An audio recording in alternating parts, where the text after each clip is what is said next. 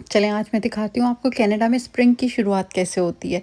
ये देखें जनाब, आज से बच्चों को मौसम बहार की छुट्टियाँ शुरू हैं। मौसम का कोई भरोसा नहीं है यहाँ पर। आपको पता है ऑटम से लेकर स्प्रिंग तक स्ट्रेच हो गया स्नो का वेदर। कैन यू बिलीव, जब मैं बच्चों को सुबह छोड़ने गई थी तो यहाँ पर स्नो का कोई नामो निशान नहीं था, और अब पिछले 1-1.5 घंटे में ही हर चीज स्नो में कवर हो चुकी है। बच्चे तो स्नो शूज भी नहीं पहन के गए, हालांकि मैंने उनको बोला था जाते हुए स्नो शूज उनके साथ ले जाऊंगी। वैसे आज जुम्मतुल विदा भी है, स्कूल से हम सीधा मस्जिद जाएंगे इंशाल्लाह। हस्बैंड ने जॉब पर जाना था, पहले तो वो निकल गए और बाद में फिर वापस आए कि मुझे बड़ी वाली कैप और ग्लव्स दे दो, स्नो बहुत ज्यादा है। यहाँ तो ऐसे ही है भाई, मौसम की सख्ती तो फिर आपको झेलनी ही पड़ती है। मैंने कल बनाया था कुकी, जो कि बहुत वायरल चल रहे हैं ना आजकल, बॉल के अंदर या टिन के अंदर ही बनाते हैं। रेसिपी के अकॉर्डिंग मैंने जिस टेम्परेचर और टाइम पे कुक किया वो ऊपर से बिल्कुल ही कच्चा था और बिल्कुल ही वाइट था। फिर मैंने ऊपर से ब्रॉयलर ऑन करके कलर उसको दिया, लेकिन फिर भी अंदर से बिल्कुल ही कच्चा था।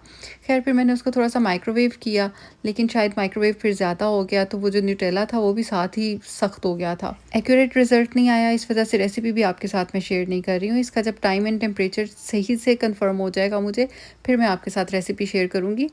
बने तो वैसे मज़े के थे, लेकिन उस तरह से गूई नहीं रही थी चॉकलेट।